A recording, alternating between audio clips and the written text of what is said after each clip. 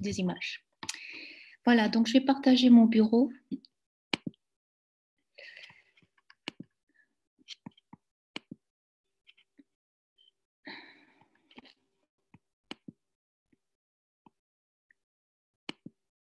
J'espère que vous voyez mon bureau tous. Si ce n'est pas le cas, faites-moi signe.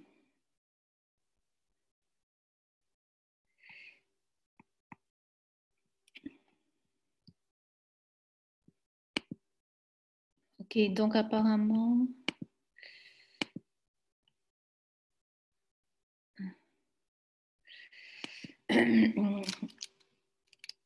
Je pense que mon bureau est partagé.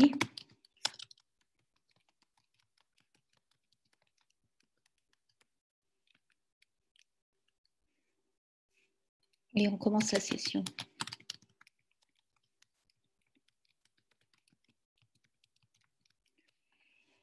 Voilà, donc cette session concerne la leçon numéro 2. Et c'est une leçon qui est basée sur la librairie FastAI. FastAI est une librairie qui a été développée par deux développeurs très connus dans le monde de l'apprentissage profond, Jeremy Howard et Rachel Thomas. Et en fait, elle est basée sur PyTorch. Donc l'avantage de FastAI, c'est que c'est non seulement une librairie, mais aussi un organisme de recherche. Et donc les dernières avancées en termes de recherche sur l'apprentissage profond sont également mises en place dans la librairie. Donc c'est un grand avantage. Et pour donner une similitude, en fait, certains d'entre vous doivent connaître un autre framework à part PyTorch qui est TensorFlow, qui est développé par Google. Et TensorFlow a aussi un framework, une librairie qui s'appelle Keras et qui est en fait un wrapper sur TensorFlow. Voilà, donc on va avoir, je vais vous faire une toute petite présentation et ensuite on va aller dans le vif du sujet par des notebooks. Alors je vais essayer de mettre ça de côté. Voilà, alors on y va. Donc le sujet c'est ceci. Voilà l'agenda, donc je vais vous montrer comment mettre en production un modèle. Ensuite, on va comprendre un bloc qui est très important lorsqu'on fait de l'apprentissage de données. C'est ce qu'on appelle le data block. Donc, je vais vous montrer à quoi ça consiste. On l'a vu déjà, ce data block, on l'a vu lors de la première leçon.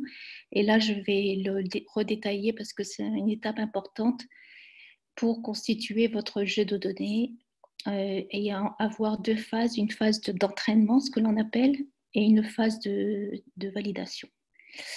Et ensuite, on va zoomer sur l'augmentation de données. Et le but de ces sessions, c'est pour vous de faire votre propre jeu de données et de l'enrichir avec les informations que je vais vous transmettre. Donc, ça serait bien que peut-être une prochaine fois, l'un d'entre vous pourra me présenter quelque chose, un projet qu'il aura fait, par exemple, au niveau de la classification d'images.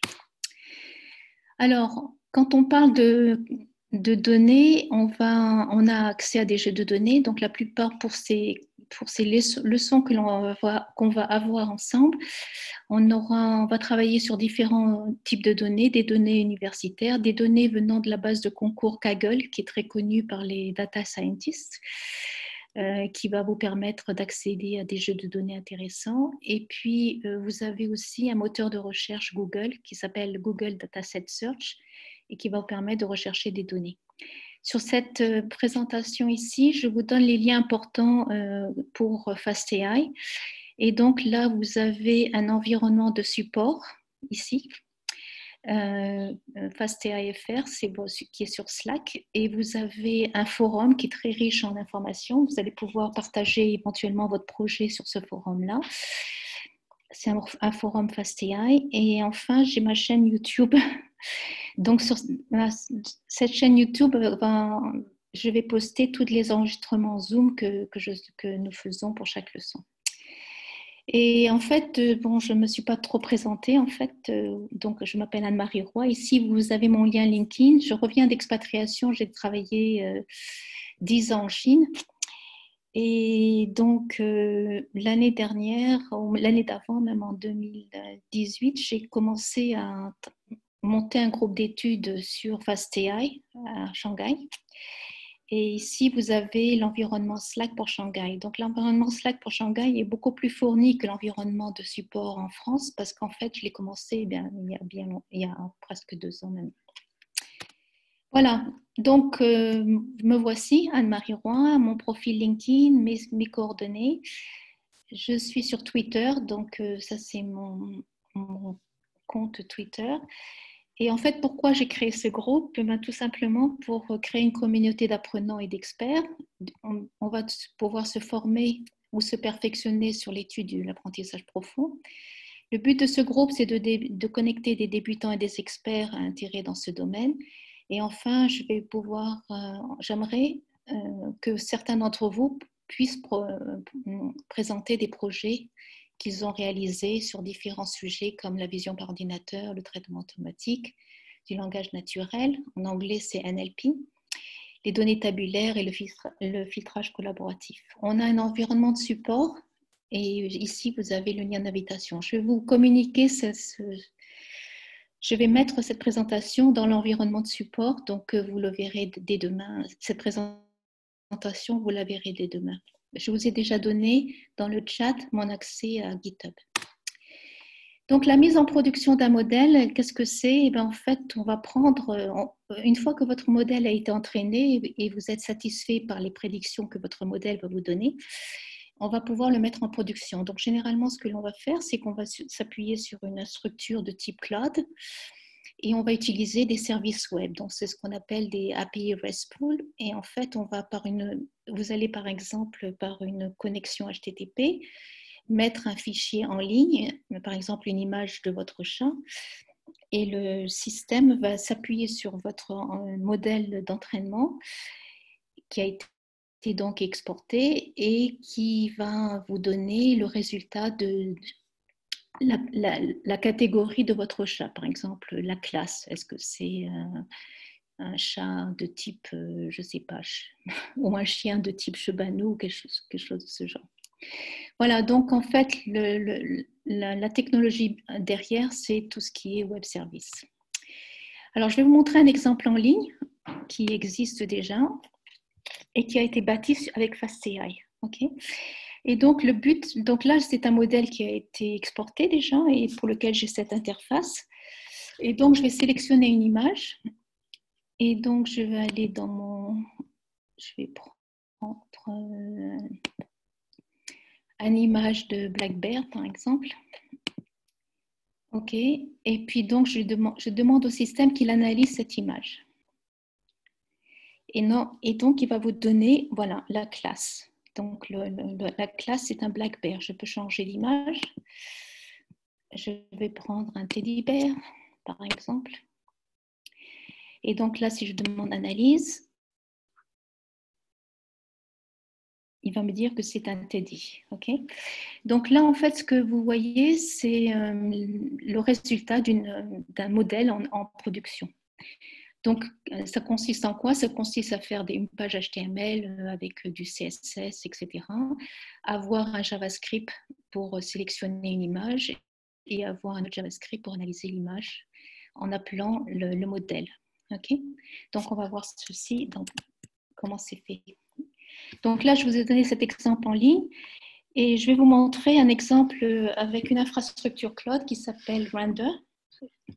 Donc là, vous avez ici les types d'infrastructures que vous allez pouvoir utiliser. Donc, vous en avez pas mal, Render, Google App Engine, Amazon Web Service, Amazon SageMaker, etc., y compris le Docker et Kubernetes. Okay, donc là, on va voir comment ça se fait avec Render. Et puis, je vais vous donner aussi un notebook dans lequel vous allez pouvoir faire votre propre déploiement à travers un notebook, à travers un Jupyter Notebook.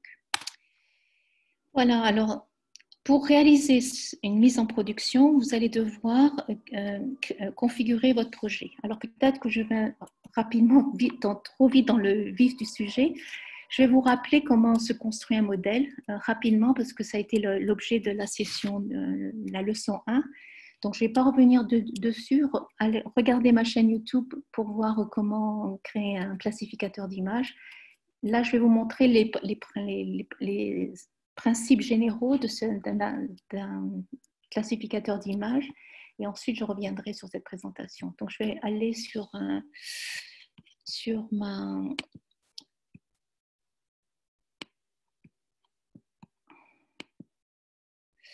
Je vais aller sur voilà, c'était le Computer Vision. Donc ça, c'était un notebook dans lequel je vous apprends à constituer vous-même vos images. Ok. Donc là, vous allez télécharger vos images. Ok. Donc là, vous avez on va passer par une liste d'URL pour aller accéder. Par exemple, j'ai utilisé Google Images. Et vous avez donc cette interface-là, JavaScript, que vous allez pouvoir utiliser pour accéder à vos images. Donc pour cela, si vous êtes sur Windows, vous allez faire CTRL-SHIFT et faire un copier-coller de ce JavaScript. Sinon, si vous êtes sur Mac, vous allez faire un commande au PTJ et vous allez faire un copier-coller de ce JavaScript. Donc, vous allez charger vos images, vous allez créer des fichiers d'images. Donc, l'exemple ici que nous avons, c'est un classificateur d'images sur les ours. Donc, c'est ce que je viens de montrer là. Donc, c'est les ours noirs, les ours bruns et les teddy bears. Je ne sais plus comment dire en français.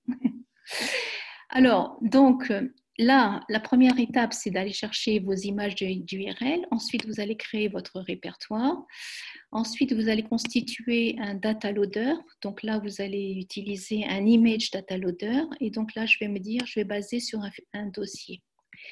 Donc, vous allez indiquer le chemin et puis vous allez indiquer quel est votre environnement d'entraînement. Donc là, je vais dire, je prends le point de départ. Là, c'est le pourcentage de votre jeu de données. On va prendre 80% de votre jeu de données, on va le mettre dans cet environnement-là, dans ce jeu de données d'entraînement. Et les 20%, on va les mettre dans ce jeu de données de validation. OK? Et là, on va entraîner le modèle. Donc, quand on entraîne le modèle, on va appeler CNN Learner. On va donner notre data block, notre loader. Ça, c'est notre architecture. C'est une architecture ResNet de 34 couches. Et là, c'est une métrique qu'on peut utiliser, c'est le taux d'erreur. Donc là, j'ai un très bon taux d'erreur. Vous voyez, j'ai presque 0,8% de taux d'erreur après 4 allers-retours sur votre jeu de données, la totalité de votre jeu de données. Là, on va pouvoir sauvegarder le modèle. OK. Et puis là, on va pouvoir ajuster le modèle. Donc, je vais faire un unfreeze. Et donc là, je vais demander au système qui me calcule un taux d'apprentissage. Donc, le taux d'apprentissage, on va utiliser cette instruction-là qui est très pratique et qui va vous donner le minima à partir duquel vous devez commencer votre apprentissage. Donc, souvent en deep learning, vous avez ce qu'on appelle en anglais un ball, et on va essayer de prendre une valeur d'apprentissage qui est à peu près ici.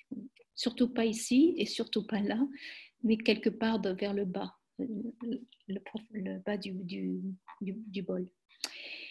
Voilà, donc là, j'ai fait un unfreeze. Donc, faire un unfreeze, c'est-à-dire que je vais ajuster mon modèle à le modèle au départ, il a été entraîné, ce modèle que vous voyez là, qu'on télécharge, le ResNet 34, il a été entraîné sur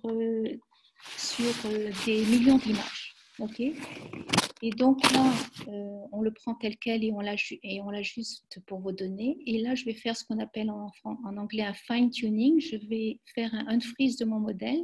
Et les dernières parties de mon modèle, les dernières couches de mon modèle vont être réentraînées par rapport à ce learning rate. OK, donc là, ici, je réentraîne mon modèle. Donc là, je réentraîne mon modèle sur 2 époques. Donc ici ce qu'on appelle ça un aller-retour Sur votre jeu de données, ça s'appelle une époque. Et donc là, je vais dire, je vais prendre une fourchette de valeur pour mon learning rate, LR, le taux d'apprentissage. Donc ça, c'est la valeur minima et ça, c'est la valeur maxime. Okay, donc là, je vais rester à peu près dans ces eaux-là. Okay. Et donc, on voit que j'ai un bon taux de... mon erreur rate est de 0,08% d'erreur. Voilà, donc là, on peut sauvegarder notre deuxième étape. Et puis, donc là, on peut faire une interprétation. Donc là, l'interprétation, c'est par le biais de ce qu'on appelle le confusion matrix. Et en fait, ici, vous avez les valeurs actuelles, ce que vraiment sont vos images. Donc, vous avez des grizzly, des blacks et des teddy. Ça, c'est mes classes. OK. Ces classes-là, je les ai définies au tout début. Je vais vous montrer ça. J'ai été un peu vite. Ici. Okay. Donc, ici, vous indiquez vos classes. Et donc là, qu'est-ce que je voulais dire? Donc là, on est à l'interprétation ici. Donc ici, on a notre matrix, notre confusion matrix. Et donc, en fait, ici, vous avez les valeurs actuelles de vos images. Et ici, c'est ce que le système a prédit. Donc, on voit que finalement, notre modèle est pas mal parce qu'en fait, en Grizzly, il a correctement interprété 28 images de Grizzly. Il a correctement interprété 43 images de Black. Et là, on a une petite erreur. Là. En fait, c'est un Grizzly, d'après l'image que l'on a libellée. Et en fait, le système a interprété cette image comme un Black Bear. Donc là, je peux demander au système qui me montre ce qu'il comprend. Donc là, on va ici, vous avez la prédiction. Donc là, vous voyez, c'était le black là. OK. Et en fait, c'est un grizzly. Donc cette image-là, il l'a pas très bien interprétée. OK. Donc là, c'est la perdition, 2,57. Et ici, c'est la probabilité, son pourcentage de confidence, si vous voulez. Et là, sa probabilité est assez haute. Et donc, voilà le résultat. Le reste est bon parce que black, on est bon. En fait, dans cette confusion, matrix confusion, j'ai une seule mauvaise interprétation. Voilà, ce ne sera pas toujours le cas hein, pour vous. Enfin, moi, j'ai eu des cas où c'était différent et ce n'est pas un problème. Donc là, on est satisfait avec notre modèle, donc on va l'exporter. Donc, on va faire un learn export. Et le fichier d'exportation, ça sera un fichier pickle. Donc, un fichier pickle, c'est un fichier au format Python enfin de compression de données. Et donc là, je vais le recharger pour tester mon fichier pickle si tout se passe bien. Donc là, cette étape-là est optionnelle, hein, vous n'avez pas besoin de la faire. Et puis voilà. Donc, votre fichier a été exporté. Qu'est-ce qu'on va faire? Je reviens sur ma présentation. Ce fichier-là, il faudra le stocker dans Google, dans un Drive. Donc là, je vous donne deux exemples avec Google Drive et Dropbox. Et donc, ce fichier-là, je l'ai exporté. Si je vais sur mon Google Drive et je fais export.pl.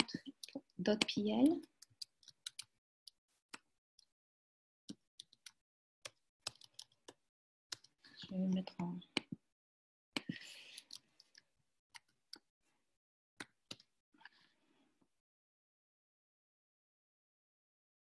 OK, donc si je fais ceci, vous voyez, ce fichier-là.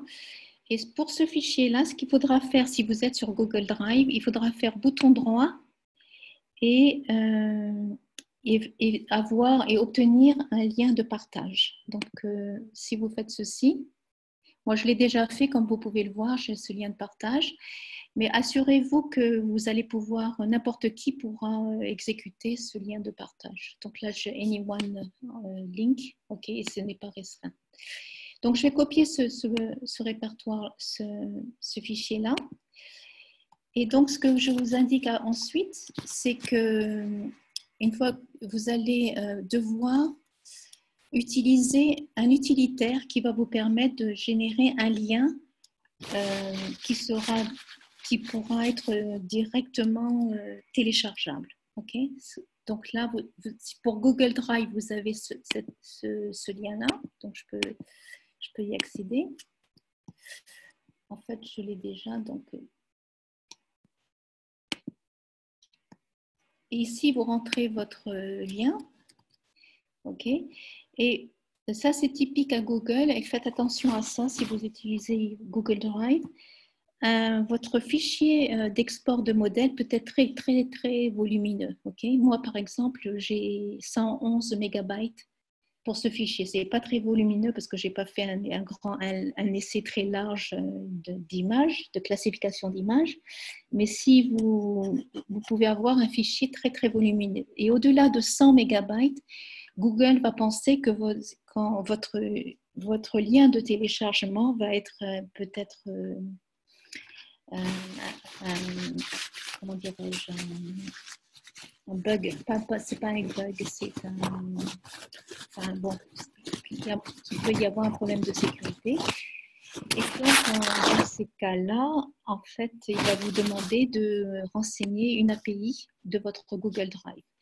Donc là, si vous cliquez là-dessus, vous avez tous les éléments pour effectuer cela. Je ne vais pas vous le montrer aujourd'hui. Certains d'entre vous probablement savent déjà comment faire. Sinon, vous avez une bonne instruction ici qui va vous permettre d'effectuer d'avoir une API là-dessus, sur votre image. Parce que sinon, si vous n'avez pas cette API, vous allez avoir des problèmes de téléchargement de votre fichier parce que Google va penser que c'est un virus ou quelque chose de ce genre. Voilà, donc on va revenir sur la présentation. Donc vous avez deux liens, un lien pour le Google Drive et un lien pour le générateur de Dropbox. Et ces liens qu'on va générer pour vous permettre d'avoir une adresse, un lien URL qui va permettre de directement télécharger votre fichier d'export sans que vous ayez à le télécharger. Ensuite, donc ça c'est la configuration avant-projet. Donc pour rappel, vous allez exporter votre modèle, vous allez le stocker dans Google Drive ou Dropbox, vous allez créer un lien de téléchargement par ce générateur-là. Et ensuite, on va aller sur GitHub. Donc, dans GitHub, vous avez un template que je vous ai mis en référence ici. Je peux vous le montrer. Je vais montrer ça.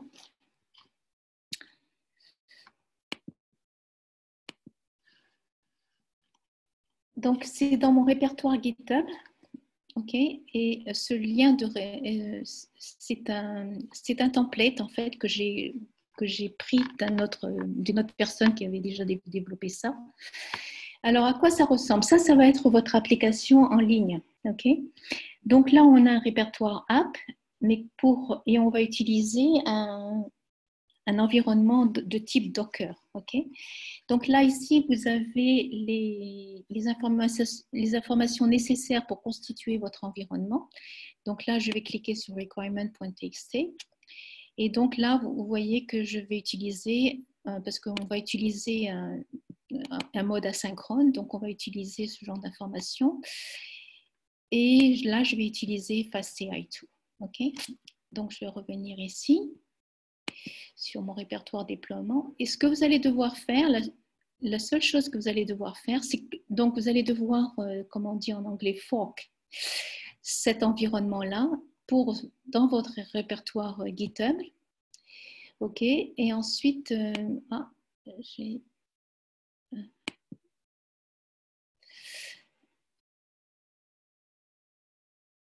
Et donc ensuite, ce que je vais pouvoir faire, c'est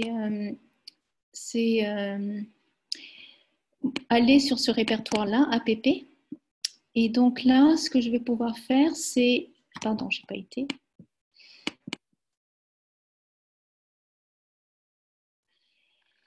Je vais regarder server.py. Pardon, je me suis égarée un peu. Je reviens sur mon GitHub à moi.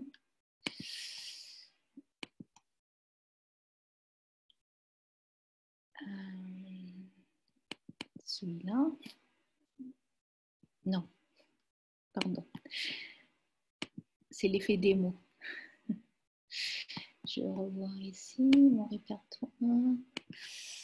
Et j'ai un répertoire qui s'appelle Deployment, c'est celui-là. Donc ça, c'est le mien. OK. Et donc là, vous voyez, c'est toujours pareil. On a le requirement ici. Donc là, je vais aller. Donc là, je suis bien chez moi et je vais regarder un fichier que vous allez devoir modifier, qui est celui-ci, server.py. OK. Donc si je regarde ce fichier-là, qu'est-ce que je vais devoir mettre? Je vous l'indique ici. Donc là, vous voyez, vous avez ne touchez pas au reste, c'est très bien comme c'est. Je vous explique un petit peu grosso modo ce que ce fichier-là. C'est typiquement un fichier, un script de Python pour serveur. Donc là, je vais exporter mon fichier d'URL. Okay. Et donc là, je vais indiquer l'URL. Cette URL que vous voyez là, elle est complètement dans le téléchargement. Alors, je vais vous montrer ça. Si je la prends, et je fais ça, vous faites Enter. Et donc là, vous voyez, il va commencer à l'exporter. Donc ça, je vais arrêter parce que je n'ai pas envie qu'il le fasse. Et puis donc là, ici, vous avez le nom de votre fichier. Donc là, c'est l'URL. OK. Et là, c'est le nom de votre fichier. Ici, vous allez indiquer les classes que vous avez utilisées pour votre classification d'image. Okay. Vous vous rappelez, quand je vous ai fait la démo, je dis, bah, tiens, je vais prendre cette image-là et je vais dire, bah, donne-moi la classe de cette image. Donc là, comme dans mon modèle, j'ai défini 3 classes. Si c'était l'image d'un black bear, il va me sortir cette classe-là. Si c'est l'image d'un grizzly, il va me sortir cette classe-là, etc. Donc, vous allez pouvoir faire un classificateur d'images sur n'importe quoi. Hein. Ça peut être sur des données médicales du style est-ce que quelqu'un a une pneumonie ou pas, par exemple, ou ça peut être des oiseaux, ce que vous voulez, en fait. Et puis donc, par contre, il faudra indiquer les classes que vous voulez traiter, okay, pour que le système, pour que votre réseau neuronal puisse faire une catégorie de votre image. Okay. Voilà, donc là, on va utiliser une petite application, c'est un framework qui s'appelle Startlet et qui va vous permettre de générer, c'est l'équivalent d'un petit middleware et qui va vous permettre de générer un petit serveur pour accéder à votre modèle. Donc d'ici, on va définir, vous avez une fonction, donc c'est toujours async, hein, parce qu'on est dans un mode serveur. Donc ici, on va dire quelle est l'URL que l'on va télécharger. Ensuite, on va indiquer le learner. Donc le learner, c'est ce qui va être exploité par votre modèle.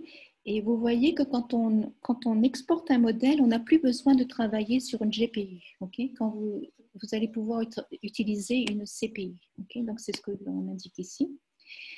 Ensuite, on va appeler notre homepage. Donc là, par une commande request. On va appeler notre index.html. Et donc, ça va vous donner ce que je vous ai montré là. Je vais le remontrer. Ça va vous donner ceci. OK, ça va vous donner ceci. Où est-ce que j'en suis? Pardon. OK, et puis ensuite, on va pouvoir prédire l'image. OK, donc on va poster cette image et on va récupérer une prédiction. Donc là, on a learn, c'est notre learner de FastAI. Learn predict et on va donc s'appuyer sur votre modèle pour vous donner une prédiction sur l'image, une image que le système n'a jamais vue. Okay. Donc si votre modèle est très bien entraîné, la classification que vous voyez ici, là, l'image que vous allez sélectionner ici, le modèle ne l'a jamais vue cette image-là. Mais comme il a été assez bien entraîné, je pense que vous allez pouvoir le tester chez vous. Et il va vous donner la bonne classe par rapport à l'image. Donc, je rappelle, c'est une classification d'ours. Donc, vous avez le teddy bear, le black bear et le grizzly bear. OK. Donc, voilà. pour ceci. Ok, donc c'est ce que je vous indique ici, c'est qu'on va prendre le répertoire que je vous ai montré, là, celui-là. Je vous le remontre. Pardon. Je vous le remontre, c'est celui-là, donc deployment. Vous allez, dans votre environnement GitHub, vous allez le copier. Dans votre propre environnement GitHub, vous allez modifier ce fichier-là, server.py. Bien sûr, vous avez des objets statiques. Donc, vous avez par exemple une feuille de style qui est là. Vous allez pouvoir changer d'autres informations. Par exemple, si vous faites des oiseaux, à ce moment-là, eh ben, l'image, ce ne sera pas un teddy bear, mais ce sera, je ne sais pas ce que vous voulez. Enfin, bon, là, c'est du développement web, il n'y a rien de particulier. Hein. C'est simplement cette configuration qui est importante.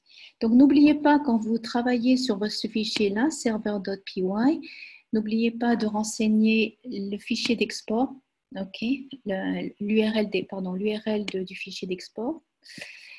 Et donc, en utilisant cette URL, votre environnement cloud, Docker, par exemple, va pouvoir télécharger ce fichier-là. Donc, vous n'avez pas besoin de stocker votre fichier export dans GitHub, okay? Parce que c'est très, très gros, hein, ça peut être très volumineux. Donc, ne le stockez pas dans GitHub. Ici, vous avez donc une classe que j'utilise pour ma classification d'images. Et donc, vous allez devoir enseigner cette ligne-là, class equal, et vous allez indiquer vos classes. Donc, moi, c'est des ours, donc je renseigne ces informations-là. Ensuite, on va aller sur Render. Donc, je vais vous donner un exemple avec Render. Je sais qu'il y a un petit, j'ai rencontré un petit problème aujourd'hui. Je n'ai pas eu le temps de le fixer, mais je vais vous montrer quand même à quoi ça ressemble.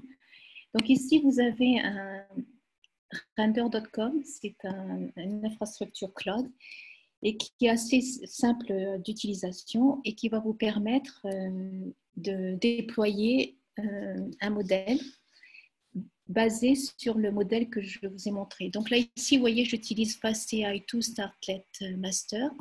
En fait, c'est un clone de... Si je reviens ici, vous avez... Je vais revenir ici. C'est un clone de deployment. Ok. Donc, ce que vous voyez là, c'est pareil que c'est les deux les mêmes. Ok. Mais j'avais commencé par celui-là. Donc, voilà. Si vous voulez, ça, c'est mon jeu de test. Pour vous, vous allez prendre celui-ci. Alors, je reviens sur Render. Donc, en fait, quand vous travaillez avec Render, vous allez devoir lui donner accès à un environnement. Et ensuite, déployer un service web. Okay, donc, je vais vous montrer déjà ce que j'ai fait. Donc, si je clique sur cette, vous voyez qu'il a été déployé. Okay, et donc, si je clique là-dessus, je vais retrouver ce que je vous avais. Donc là, c'est mon image classifier. Okay, et donc là, on retrouve la même chose. Hein, select image. Je peux prendre une image, Black Bear, Grizzly Bear, par exemple. Alors là, je sais que ça va planter parce que j'ai un problème. Que je vous montrerai dans quelques instants. Mais bon, revenons sur Render et on va faire un service web. Ok. Donc là, je vais faire New et puis je vais faire un web service. Ok. Et donc là, vous voyez, Render me propose les environnements que j'ai ici. Donc, je vais prendre celui-là, par exemple, celui que je vous ai montré. Si jamais vous voulez... donc là, vous allez indiquer un nom. Donc là, je vais dire... qu'est-ce que je vais dire? Je vais faire AMR My Image Classifier. OK. Et donc là, je vais utiliser Docker. Vous avez d'autres possibilités. Donc, on va utiliser Docker. La région que je vais utiliser, je vais prendre celle la plus proche, celle d'Allemagne. Et puis, donc là, c'est payant. Hein. Il fut un temps, c'était gratuit. Maintenant, c'est payant. Donc, bon, je vous montre ça parce que c'est utile de voir un petit peu en vrai ce que ça donne. Et je vais créer un web service. OK? Et on va voir qu'est-ce que Render va faire. Donc là, il va en fait générer un environnement Docker. Il va aller lire mon fichier de requirement. Vous vous rappelez dans lequel vous indiquez quels sont les packages que vous utilisez pour votre modèle. Et ensuite, il va vous générer l'URL que je vous ai montré là. Okay, donc, ça va prendre un petit peu de temps. On va revenir dessus un peu plus tard. Donc, voilà le fait, comment faire avec un environnement cloud. OK? OK, donc c'est ce qu'on a fait. Et puis, on a enregistré le service. Donc, en fait, Docker Render va se connecter à votre environnement GitHub, prendre le template que vous avez fait et créer votre service web à partir de ce template-là. Okay? Et puis, une fois que c'est fait, l'URL qu'il va vous donner, c'est le nom de votre service. Donc, par exemple, moi, ce sera my_image_classifier on render.com. Okay? Donc, ici, je vous donne les fameux templates. Donc, là, vous avez la version FastAI 2 de déploiement. Je vais vous montrer ce notebook dans quelques minutes parce qu'on peut également déployer à travers un Jupyter Notebook. Je vais vous montrer ça dans quelques minutes. Et puis, ici, vous avez l'ancienne version de FastAI. Donc, ça, c'est un template pour l'ancienne version de FastAI. Et ici, vous avez le GitHub pour l'application Render qui va vous permettre, si c'est la première fois que vous utilisez Render, il va vous demander de l'autorisation d'accéder au répertoire que vous voulez utiliser. Répertoire GitHub. Okay? Voilà. Donc, j'ai parlé de ce type de déploiement. Okay? Vous allez pouvoir également utiliser Onyx. Donc, c'est très utilisé de nos jours. C'est un Open Neural Network Exchange Format. Et c'est un format open source conçu pour représenter des modèles d'apprentissage automatique. Et donc, PyTorch a une exportation sur Onyx et FastAI a fait un wrapper dessus. Donc, si vous faites pip install fast inference Onyx, vous allez pouvoir utiliser ce wrapper et ensuite prendre votre learner et prendre votre learner, votre modèle et l'exporter. Donc, habituellement, le fichier d'export d'un modèle s'appelle export, mais vous pouvez le changer sous le nom que vous voulez. Voilà. Donc, je vais vous montrer ce fameux notebook, celui-ci, parce qu'il est intéressant, parce qu'en fait, on peut également déployer votre modèle dans un notebook Jupyter. Donc, je vais vous montrer ceci. Donc là, pour cela, vous avez ce notebook-là. Et donc, je vais l'exécuter devant vous. Donc, comme ça, ce sera plus simple. Donc, je vais exécuter ça. Là, j'appelle les librairies FastAI. Je les installe.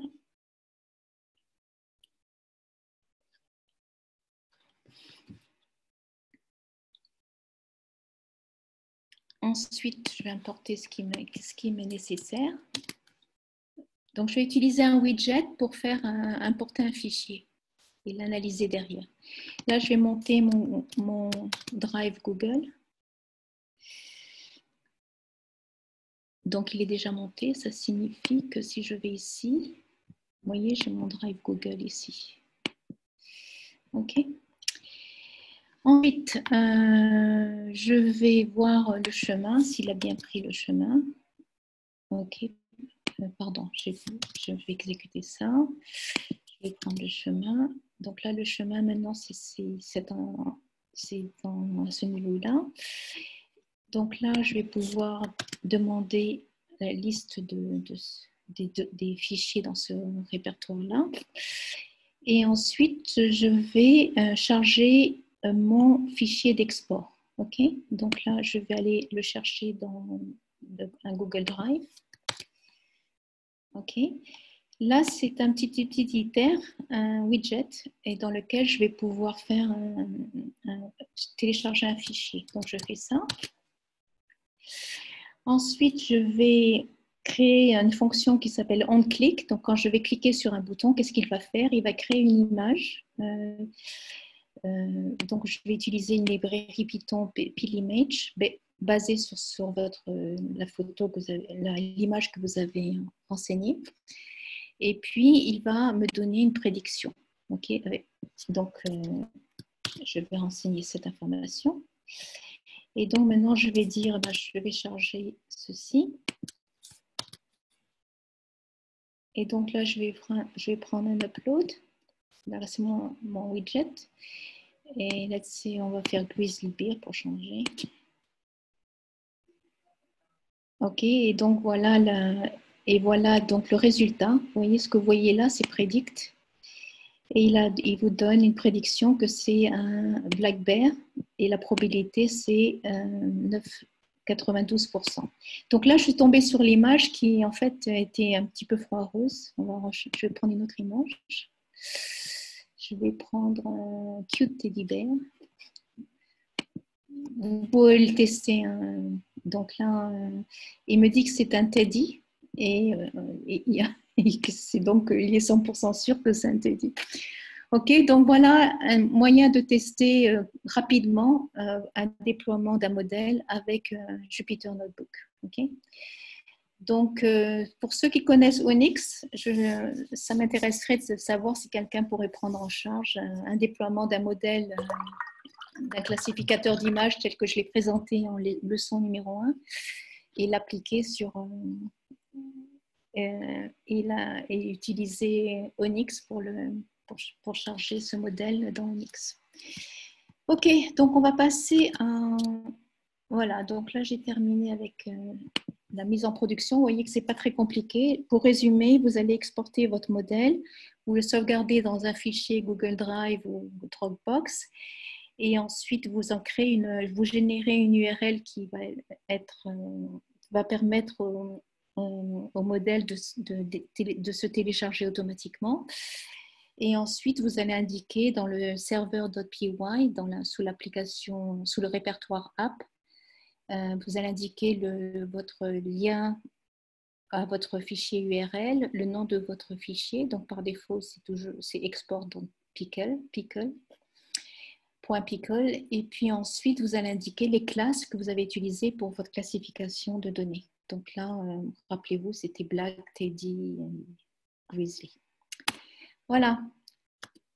Donc maintenant, on va voir un point important quand on entraîne nos données, c'est le fameux data block de FastAI. Donc c'est un data block très puissant et qui va vous permettre de faire beaucoup de choses. Donc voilà la structure d'un data block. Donc là, j'ai une variable qui s'appelle dbblock et donc là, je vais appeler data block.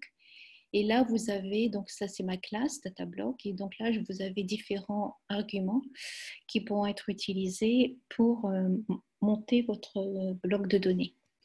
Donc, je rappelle, cette instruction-là, elle va vous permettre en fait de constituer, par rapport à votre jeu de données, de constituer un environnement d'entraînement et un environnement de validation. Okay. Donc là, je vais dire, mon environnement, c'est basé sur des images et je vais utiliser des catégories, donc des classes, pour la probabilité sur une image donnée, pour accéder à une probabilité sur une image donnée. Donc ici, il faudra utiliser vos images, get items. Donc là, on va s'appuyer sur, je vais me sortir ici. Donc ici, get items. On va donc utiliser une liste et donc on va indiquer dans quel le chemin d'accès à tous vos fichiers d'images. Okay? Cela signifie que quelques cellules plus haut, vous avez indiqué comment j'accède à ces fichiers de données. Ok, ensuite vous avez une autre instruction qui s'appelle getWhy et getWhy ça va vous permettre de donner une étiquette, ce qu'on appelle en anglais un label sur vos données. Donc c'est de l'apprentissage supervisé. Donc dans notre cas, chaque image a un libellé et on va s'appuyer sur ce libellé pour construire notre étiquette. Ok, ce qu'on appelle aussi une classe. Ok, et enfin on va utiliser une c'est pas enfin parce qu'il y a d'autres informations encore. Donc là, on a un splitter et donc là, on va indiquer comment on va diviser les données en phase de validation et d'entraînement et de validation. Donc là, le système va s'appuyer sur quelque chose de random pour aller chercher vos images, une partie de vos images qui vont constituer, donc une partie, quand je dis une partie, c'est 80% de votre jeu de données va être utilisé en phase d'entraînement, ce qu'on appelle en anglais training, et 20% de votre jeu de données sera utilisé pour votre validation. Ensuite, ce que l'on va pouvoir faire, c'est faire des transformations sur vos données. Donc là, ici, je vais retailler toutes mes images à cette valeur-là, 224 pixels. Et donc, quand vous voyez Item Transformation, cela est fait sur la CPU. Alors, pourquoi on retaille les images? Parce qu'en fait, c'est un problème avec la GPU. Une GPU ne peut pas accéder à différentes tailles d'images. Donc, vous allez devoir les retailler à une certaine taille. Et ensuite, vous avez Batch TFMS et Transformation. Donc là, je vais effectuer ce qu'on appelle une transformation au niveau batch. Donc, au niveau batch, c'est-à-dire je vais prendre un lot d'images, par exemple 64 images, et je vais effectuer des transformations sur ces 64 images au niveau de la GPU. Okay. Donc, généralement, le retaillage, la resizing, quand on retaille les images, c'est souvent fait au niveau de la CPU. Et ensuite, on va apporter des transformations sur les images, un peu plus de transformations sur vos images au niveau de la GPU. Okay. Donc ça, c'est le fameux data block de FastAI. Il est très, très flexible et en fait, on va voir que ce data block, il faudra vous familiariser avec ce data block parce qu'on va voir qu'on pourra l'utiliser pour d'autres types de données comme du texte, par exemple. Okay. Donc, je peux vous montrer cette information ici. Voilà. Ici, vous voyez, on a utilisé le Image Data Loader, mais on peut avoir un autre type on va regarder ça aujourd'hui d'ailleurs, le Segmentation Data Loader. On va voir qu'on va utiliser ça pour tout ce qui est NLP, donc traitement du langage naturel, et pour des données tabulaires également qui pourront faire l'objet d'un data loader. Après, vous avez ce qu'on appelle le data block. Donc ça, c'est Highest Level API, ça c'est le Medium Level API. Et donc là, on va dire sur quel type où est-ce qu'on met le focus. Donc c'est Image Block pour nous, etc. Et ensuite, le Low Level API, c'est la connexion entre FastAI et PyTorch. Okay. Donc au niveau de la GPU, de votre environnement, etc. Donc, si on regarde un petit peu plus la manière dont on acquiert les données, on va utiliser donc un bloc. Donc là, on va utiliser le Image Data Loader. On va aller chercher vos fichiers d'images. On va séparer ces fichiers d'images en deux jeux de données, un jeu de données d'entraînement et un jeu de données de validation. On va labelliser, on va utiliser une étiquette pour vos images et puis on les charge ensuite dans le data loader. Donc, quand vous êtes arrivé là, vos images sont dans la CPU déjà. Okay, ils sont en GPU déjà. Voilà, donc on va revenir là-dessus. Ça, c'était le fameux data block de FastAI. C'est pour ça que je vous recommande de faire une classification d'images avec FastAI, leçon 1, parce que pour vous familiariser avec cet environnement qui est extrêmement souple et productif. Voilà, donc là, on va voir l'augmentation de données avec FastAI. Alors, pourquoi on augmente les données? C'est souvent une technique utilisée lors de classification d'images. C'est ce qu'on appelle une technique de régularisation. Donc, qu'est-ce qu'on entend par technique de régularisation? C'est-à-dire qu'on va prendre vos images, on va s'assurer qu'elles sont centrées, on va s'assurer éventuellement de les retailler, etc. etc. Beaucoup de techniques de régulation qui peuvent être utilisées. Je vais vous les montrer dans quelques instants. Alors, pourquoi on fait ça? Parce qu'en fait, voici votre image initiale, okay, et voici votre image qui est transformée en GPU. Okay. Donc là, par exemple, on va faire un flip gauche-droite, on va faire un zoom, ce genre de choses. Okay. Alors, pourquoi on fait ça? C'est pour donner plus de travail à votre modèle pour apprendre. Okay. Et donc, en faisant ça, vous allez pouvoir garantir que votre modèle est capable de se généraliser aux données du monde réel. Car en effet, le but, c'est après, une fois que votre modèle est bien entraîné, de prendre une image associée au modèle que vous avez entraîné, par exemple l'exemple que je vous ai fait en ligne, là, et de prendre une image qu'il n'a jamais vue et le système va devoir dire quel type de race de chien ou de chat c'est, par exemple, si vous avez entraîné votre modèle sur des races de chiens et de chats. Et pourquoi on fait ça? Essentiellement parce que les bénéfices de ceci, c'est qu'on va générer plus d'images à partir d'une seule image. Donc, c'est ça qu'on appelle augmentation de données. Et l'avantage de faire ceci, c'est qu'on va éviter ce qu'on appelle en anglais overfitting, c'est-à-dire le surajustement. Le surajustement, c'est quand votre modèle connaît tellement bien vos données que finalement, il n'apprend plus rien du monde réel. Okay? Donc, je vais vous donner un exemple de type d'entraînement que vous allez avoir. Donc là, vous voyez, ici, j'ai 3 sections. J'ai underfitting. Et underfitting, ça signifie que le modèle n'a pas très bien appris. Okay? Donc, ça signifie qu'il y aura énormément d'erreurs si vous testez ce modèle alors qu'il a été underfitted. Donc là, c'est typiquement la courbe que vous aurez si vous êtes en underfitting. Donc là, il n'a pas très bien appris votre modèle et vous aurez beaucoup d'erreurs. Okay? Ici, just right, c'est-à-dire que là, il a quand même bien englobé ce qui doit être pris en compte. Donc là, vous aurez un taux d'erreur moins important. Et donc, vous allez pouvoir... Donc ici, on a ce qu'on appelle... Ce modèle-là est capable de généraliser. C'est-à-dire que je peux prendre un fichier que le modèle n'a jamais vu. Et si vous l'avez bien entraîné, avec un niveau de validation ici, un niveau d'entraînement ici, ça signifie que votre modèle est bien entraîné. Et enfin, overfitting, c'est donc le but de pourquoi on fait de l'image augmentation, c'est d'éviter à ce que le modèle apprenne trop bien vos photos, vos images, pardon. Donc, ça signifie que si je augmente mes images, je prends la même image et je la triture de différentes façons, à ce moment-là, je suis obligée de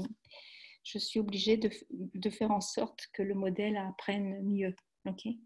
Donc, en fait, quand on fait de data augmentation, c'est pour avoir cette partie-là, just right, de ne pas être en overfitting. Alors, je reviens sur mon information. Alors, donc voilà. Et en fait, ce qui est intéressant également, c'est qu'au niveau d'un réseau neuronal, même si vous faites une légère variation, par exemple, vous faites une rotation uniquement de 2 degrés, pour nous, c'est difficile de voir ça à l'œil nu, mais en fait, le réseau neuronal va bien le comprendre, va bien identifier qu'il y a cette petite variation. Donc, même une petite variation en réseau neuronal, c'est extrêmement important. Alors, quel type d'augmentation on peut faire? Ça, c'est les plus courantes que l'on fait. Donc là, vous avez une fonction qui s'appelle Random Resize Crop. En fait, c'est une classe et qui va sélectionner un recadrage à une échelle donnée. On va recadrer votre image à une échelle donnée. Retailler votre image à une échelle donnée, pardon, en la redimensionnant. Vous avez Rotate. Donc, Rotate, on va appliquer une rotation aléatoire par rapport à une probabilité, à un lot d'image. Brightness, donc on va appliquer un changement de luminosité sur vos images. Random Erasing, on va sélectionner aléatoirement une région rectangulaire dans une image et on va randomiser ses pixels. Donc ça, c'est très intéressant comme approche parce qu'en fait, c'est comme si vous avez une image d'un chat et dans cette image, on va créer un rectangle. Dans ce rectangle-là, on va randomiser les pixels. Ce qui fait que quand le réseau neuronal va tomber sur cette image, il est obligé de réapprendre l'image, en fait. C'est comme si vous lui faisiez un brain damage, une hémorragie cerveau. Vous avez le crop pad. Donc, le crop pad, ça va faire un recadrage et ajuster une image à la taille indiquée.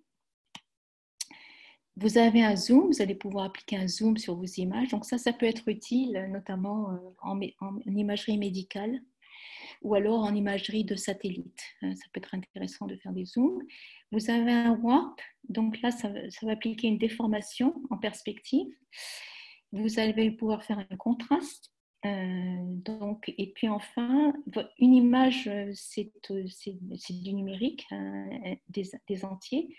Et pour votre réseau neuronal, une image doit être transformée en tenseur.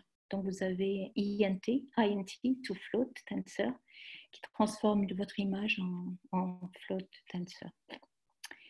Ok, donc on va regarder ce notebook. Alors, ne le faites pas en même temps que moi. Je préfère que vous regardiez ce que je suis en train de faire.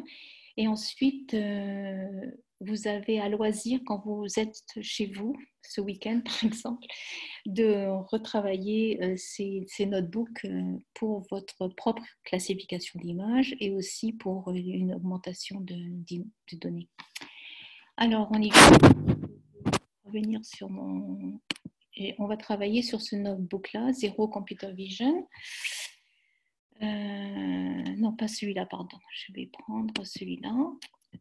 FastAI documentation. Donc, je vais exécuter chaque ligne et on va voir. Donc, ça, ces 3 lignes-là indiquent à Jupyter Notebook qu'en fait, si une librairie change dans ce que vous avez appelé, elle sera rechargée automatiquement. Donc là, c'est ce que je vais faire.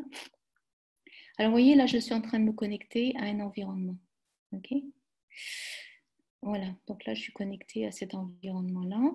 Maintenant, ce que je vais faire, c'est que je vais faire installer FastAI et quelques utilitaires.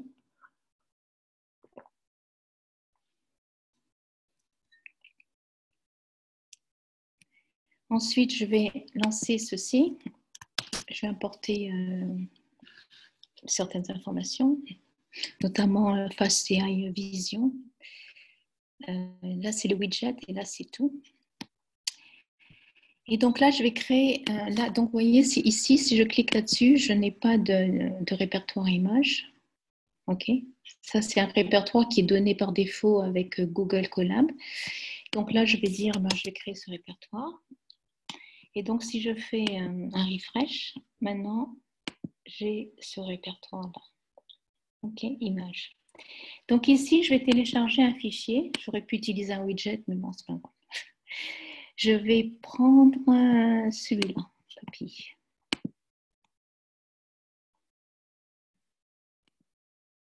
Ok, donc maintenant j'ai un puppy, donc je peux l'ouvrir pour vous montrer. Voilà à quoi il ressemble. Ok, je vais sortir de là. Alors, où j'en suis? Donc là, en fait, ce que je veux vous montrer, en fait, il y a un petit GIF que j'aime bien, celui-ci, et qui va vous montrer que derrière une image, ce que vous venez de voir, en fait, il y a une représentation numérique. Okay, donc, ceux qui connaissent Photoshop, etc., connaissent bien ça. Et vous voyez, donc là, c'est mon image et sa représentation numérique sous-jacente. Donc, c'est assez sympa comme information. Et donc, en fait, un réseau neuronal va travailler sur des tenseurs et va travailler sur cette image de façon numérique. Voilà, donc je vais acquérir une image. Donc maintenant, puisque je l'ai chargée, maintenant je vais l'appeler. Et donc là, je vais demander sa taille. Donc sa taille initiale, je n'ai rien fait encore, hein. Sa taille initiale est celle-ci. Et maintenant, je vais demander de montrer cette image. Et donc, la voici. Okay, c'est l'image que je vous ai montrée il y a quelques instants. Maintenant, ce que je vais faire, c'est que je vais retailler mon image. Donc, pour la retailler, je vais pouvoir lui dire une taille. Donc là, c'est langage pile. Donc, c'est la largeur et la hauteur, 50-50. Et donc là, ça va être une toute petite image, vous allez voir. Donc là, si je fais imager, j'ai la taille de mon image. Et là, je vais l'afficher. Et là, vous voyez, elle est toute petite. OK? Maintenant, ce que je vais pouvoir faire, je vais reprendre cette image que j'ai retaillée. Là, je vais la retailler cette fois-ci en plus grande, en 600-400. OK. Et là, maintenant, si je regarde cette image, elle est beaucoup plus grande. Et là, ce que je vais pouvoir faire, donc ça, on va pouvoir ce qu'on appelle demander à faire un flip left-right. Okay? Donc là, ce que je vais faire, je vais utiliser Matplotlib. Donc ça, c'est des informations de Matplotlib.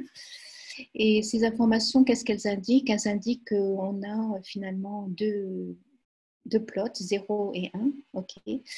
Et donc là, c'est votre contexte. Ça, c'est le contexte 1 et ça, c'est le contexte, votre contexte. Et là, on va dire, eh ben, je vais prendre l'image par défaut et je vais lui donner un titre original. Donc ça, c'est mon image originale. Et là, c'est flippé. Okay? Donc là, vous voyez, la queue, elle est là. Et là, elle va être ici. Okay? Donc, je vais bien renseigner ça. Okay? Donc là, c'est flip left-right. Alors, ce que je vais pouvoir faire, c'est faire quelque chose de random. Donc là, de nouveau, là, ces lignes-là, c'est pour Matplotlib. Et donc là, je vais faire ce qu'on appelle d'hide roll item avec une probabilité de 1. Et puis donc là, je vais indiquer où est-ce que je mets tout ceci. Donc là, je vais renseigner cette information. Et donc là, vous avez ce genre de résultat. Okay? Donc on va faire d'hide roll en français, ça s'appelle dièdre. Dièdre, et c'est les angles entre deux surfaces. Quand vous êtes sur un iPad, quand vous élargissez une image, vous faites comme ceci. C'est pareil, c'est similaire à ça. Alors maintenant, ce que je vais pouvoir faire,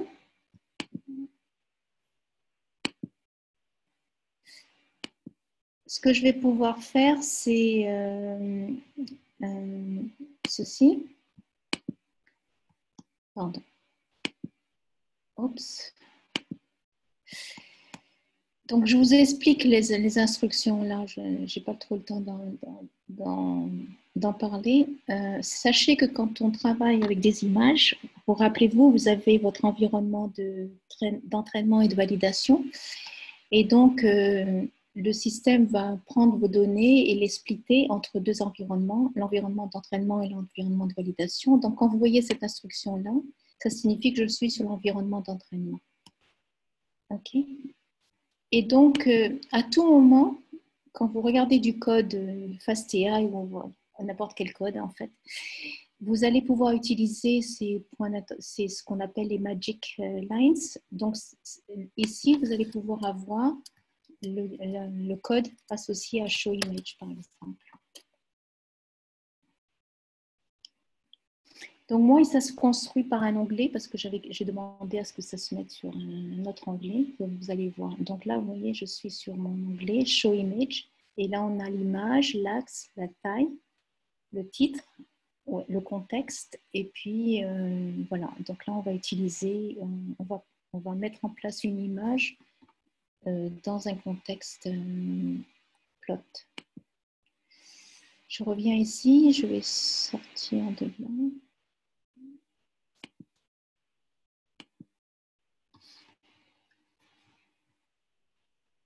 Ça prend du temps.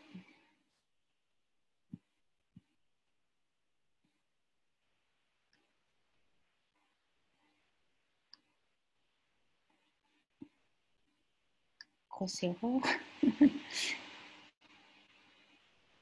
Allez.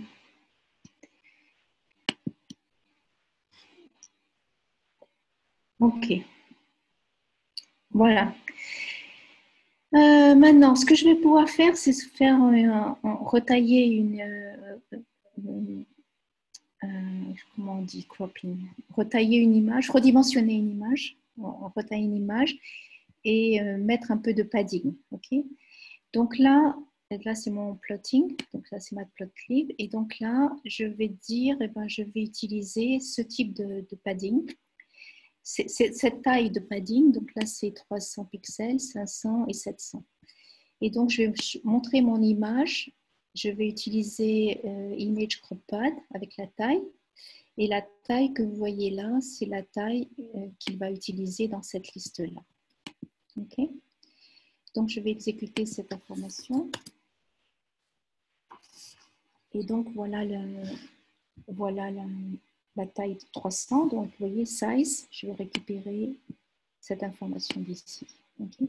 300, 500 et 700. Alors, ce que vous allez pouvoir faire, c'est faire retailler votre image. Donc, je vais redemander la taille de cette image que j'ai en ce moment en ligne. C'est 400 sur 600. Et puis, donc, ce que je vais faire, c'est que je vais utiliser ce genre d'informations. Donc, je vais faire un resize. OK. Je vais donner la taille de resize. Et je vais indiquer, je vais pouvoir également utiliser quelle méthode j'utilise. Alors, la méthode que je vais utiliser, c'est cette liste-là. Donc, je vais faire un squish. OK. Donc, vous voyez un petit peu, c'est comme si c'était un petit peu condensé. Je vais faire un padding et je vais faire un crop. OK. Donc, c'est ce que je fais ici. OK. Et en fait, ouais, je reviendrai dessus. OK, donc maintenant, ce que je vais pouvoir faire, c'est que là, vous voyez, j'étais sur 0, donc mon jeu d'entraînement. Et donc là, je vais être sur mon jeu de validation. Donc je fais la même chose, mais cette fois-ci, je change d'index de jeu de données. Voilà. Donc, on retrouve la même chose. Parce qu'en fait, pourquoi on vous met ça? Ça, c'est très important. En phase d'entraînement, vous allez pouvoir faire énormément de choses. Je vais vous en montrer d'autres dans quelques instants. Par contre, en phase de validation, le système va se cantonner à quelque chose de plus simple. En fait, il va retailler vos images et les centrer. Okay? Ça, c'est en phase de validation. En phase d'entraînement, parce qu'on doit entraîner le système sur différents types d'images pour une seule même image, on va pouvoir faire beaucoup plus de choses. Okay? Donc là maintenant, ce que je vais pouvoir faire, c'est faire un random resize crop. Alors, un random resize, on va prendre une échelle et on va la retailler. Okay, donc, c'est ce qu'on fait là. Et je le fais de façon random. Donc, pour la même image que j'ai, vous voyez, je vais m'afficher 9 types de random pour cette même image. Okay, donc, là, c'est ce que je vais faire. Random, c'est affichage aléatoire. Donc, là, vous voyez, j'ai presque rien. Je suis le petit bout là. Et tout ça, ce type d'augmentation vont perturber un peu le réseau neuronal pour qu'il apprenne à mieux distinguer ces informations. Alors, on continue. Donc là, je vais utiliser la possibilité de faire un crop sur une image. Là, je suis en validation. Donc là, ce code-là n'a pas trop d'intérêt en fait. Je vous le montre même. Mais bon, ça vous montre 3 images sur une rangée. Okay. Ça, c'est un utilitaire qui est pas mal, qui est un utilitaire FastAI et qui va vous permettre de voir si l'image que vous venez de faire est bien sur cet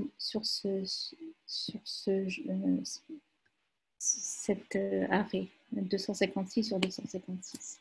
Donc, c'est un moyen de contrôler certaines informations avec FastAI. Ce n'est pas nécessaire, hein, je vous le donne en optionnel. Maintenant, ce que je vais pouvoir faire, c'est refaire un resize de cette image-là. Donc, là, on est encore sur des resize par rapport à un ratio. OK. Et finalement, donc là, jusqu'à présent, j'ai travaillé que sur une image donnée. Et maintenant, ce que je vais faire, c'est que je vais utiliser un batch. Donc, c'est en fait toutes ces transformations que je viens de montrer, souvent, 90% du temps, elles seront faites en GPU parce que la GPU va permettre de travailler sur un lot d'images. Et la GPU est beaucoup plus performante aussi en termes de traitement d'images qu'une CPU. Donc en CPU, souvent on va retailler les images en CPU, mais par contre, tout ce qui est transformation d'une image, ça sera fait en GPU. Et donc, on va passer par un lot, un batch transformation. Donc là, je déclare une image tensor, puisque là, je vais travailler avec PyTorch. Donc, il faut que je prenne un tensor image. Et là, je vais permute, ça signifie qu'on va un petit peu swapper, je le mot en anglais, swap the axis, si ça c'est permis. Donc là, une image à 3 chaînes, rouge, jaune, RGB, rouge, vert et bleu. Et donc là, on va swapper, ce tenseur-là, on va swapper les axes. Et puis là, en fait, un tenseur, une image, par défaut, elle est sur de l'integer, comme je vous l'ai montré tout à l'heure, avec le GIF. Et en fait, on va prendre cette image et la mettre en float, okay, sur une valeur de 255. Ok, donc c'est ce qu'on va faire. Et puis donc là, je vais je vais faire une fonction qui va définir un batch et qui va prendre mon image et lui donner certaines transformations. Ok, donc on va faire ceci. Et maintenant, ce que je vais pouvoir faire, c'est prendre cette fonction-là et l'utiliser ici. Donc là, je vais prendre 8 images. Ensuite, ce que je vais faire, c'est que je vais faire un random resize crop sur la GPU. OK? Et donc là, vous pouvez le faire aussi en CPU, comme je vous l'ai montré tout à l'heure. Vous avez eu la même classe pour la GPU. Donc là, je fais sur 224, pardon, avec une probabilité de 1.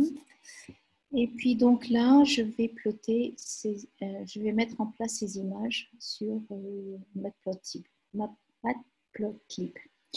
Ok, donc on va aller sur cette loupe là et on va aller faire 8 fois cette information. Donc je vous le montre. Et voilà donc votre image répétée 8 fois. Ok. Maintenant, ce que je peux faire, c'est ce genre de code également, c'est-à-dire que je vais prendre un batch de 8 images et puis je vais aller je vais faire ce qu'on appelle un déterministe flip, c'est flip a batch. Je vais donc, ça va vous permettre de prendre un batch et de le changer à chaque appel de ce lot d'images. Donc, c'est ce que je vais faire là. Vous voyez, là, je passe sur 8 images et ça, c'est mon premier appel, deuxième appel, troisième appel, etc. Donc, je lance ça. Vous avez ce genre d'informations. OK. Donc là, on va appliquer ce qu'on appelle du dehead-roll. On va faire un flipping. Donc là, je vais encore utiliser mon batch, 8 images.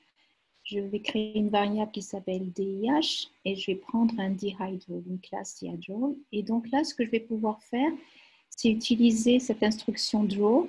Cette instruction draw, elle va vous permettre, je vous l'indique ici, draw can be specified if you want to customize. Si vous voulez personnaliser lequel flip vous voulez que le réseau neuronal prend. Donc par défaut, c'est une valeur entre 0 et 7. Et ici, là, on dit une range 8, donc il va faire une fourchette de valeurs entre 0 et 7 en fait. Okay. Donc là, je vais lancer cette instruction-là. Et là, vous aurez voilà, les différents flips qui ont été flip 0, flip 1. Vous voyez, là, on a fait un left-right. Là, on a fait un rotate, etc., etc. Alors, on va revoir la rotation. Donc, vous allez pouvoir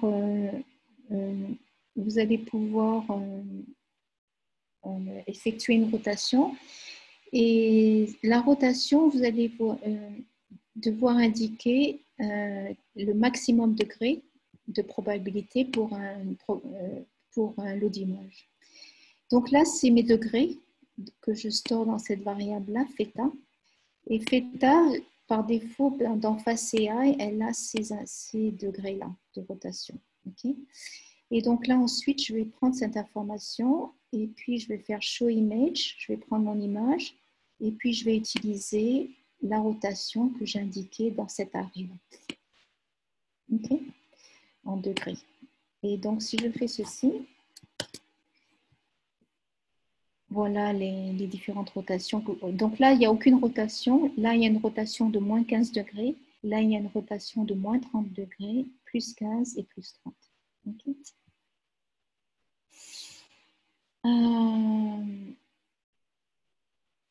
On va pouvoir faire un zoom. Donc là, vous avez cette instruction-là. Zoom. Ok, donc à nouveau, vous pouvez donner une échelle de valeur. Donc je vais faire une échelle de zoom entre 0,8, 1.0, 1. Faites attention, c'est des flottes. 1.1, 1.25 et 1.5. Et donc là, je vais connaître la longueur de mes. Donc là, j'en ai 3, 1, 2, 3, 4, j'en ai 5. Et donc là, je vais les mettre en place dans un plot. Et puis, je vais utiliser cette échelle de valeur que vous voyez ici. Okay. Donc, je vais avoir 5 images comme vous le voyez ici. Donc, je vais me lancer. Et en effet, donc, j'ai donc 1.1, 1.0, ok, et les différents degrés de rotation. Quoi d'autre encore? Ah oui, on va pouvoir faire un... On va pouvoir utiliser un plot. Donc, on a 4 images ici. On va faire un zoom et avec un draw de 1.5. Okay. Et donc là, vous allez voir le résultat. En fait, on va voir ces différents types de résultats. Draw, c'est comme si vous indiquiez une échelle. Vous vous rappelez, je vais vous montrer ça. Je ne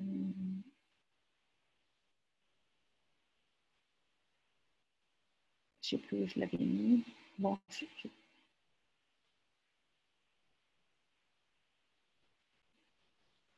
bon, je vous montrerai plus tard. On reviendra dessus. OK, donc là, on a un center zoom with different scale. Et puis là, on a un constant scale, un seul, avec différents zooms random center. OK. Donc, je continue. On va pouvoir faire de la distorsion. Donc, la distorsion, en anglais, ça s'appelle warp. Et en fait, on va pouvoir faire une distorsion verticale ou horizontale. Donc là, je vais vous montrer une distorsion verticale. Donc là, vous donnez vos échelles. OK. À nouveau, j'en ai 5 ici, 5 valeurs. Et donc là, je vais faire un warp. Donc, c'est une classe. J'indique la probabilité. Je prends mes échelles et puis je vais dessiner ceci. Donc, je vais vous montrer ceci. Et donc, voilà la vertical warping, la magnitude. Donc, on retrouve moins 0,4, moins 0,2, 0. Ici, il n'y a pas de distorsion, etc. Je peux faire un horizontal warping. Donc là, je vais pouvoir faire ceci. Toujours pareil, on a un batch. Donc là, j'ai pris 5 images. Là, je vais m'adresser aux jeux de données qui sont dans le jeu d'entraînement. Et donc, je vais mettre un titre, horizontal wrapping, et puis là, je vais utiliser cette échelle pour faire mon wrap. Donc, Y, c'est votre image. Y, et on va la déformer. Alors, je vais exécuter ça. Et donc, vous avez ce genre de choses. Donc, pas de distorsion ici, et là, vous en avez différentes. Je vais pouvoir ajouter de la lumière, donc ça peut être intéressant. De nouveau, je peux utiliser des échelles. Là, j'ai un batch de 5. Et puis là, je vais utiliser, donc pour cette image, je vais utiliser brightness. OK? Et je vais utiliser ces échelles-là. Je vais vous montrer ça. Et donc, on voit que 0.9, comme bon, là, il est en train d'exécuter, mais je l'avais déjà exécuté, ça vous donne quelque chose de très, très, très brillant.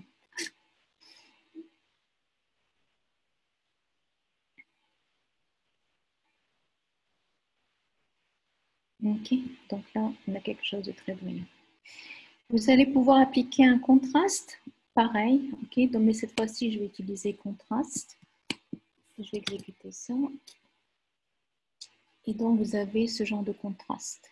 ok, que vous allez pouvoir utiliser. Alors ça, c'est intéressant. Erasing, c'est une chose qui a été faite par ce monsieur-là, qui va vous permettre sur votre lot de données en batch ou même sur une image, une seule image en tensor, qui va vous permettre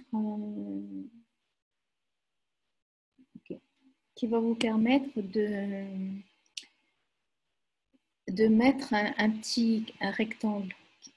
Vous voyez, là, je suis en train de faire ce qu'on appelle, que moi j'appelle brain damage. C'est-à-dire que le réseau neuronal, il tombe sur cette image, il doit réapprendre certaines informations au sujet de cette image. Donc, pour faire ceci, il faut d'abord que vous normalisiez votre image. Donc là, les images sont normalisées sur ImageNet. Donc là, j'en ai parlé lors de la leçon 1. Quand on fait des classifications d'images, on va prendre une architecture, un modèle. Donc là, en l'occurrence, ça peut être ResNet 34. Il y a plusieurs modèles, ResNet 34, ResNet 50.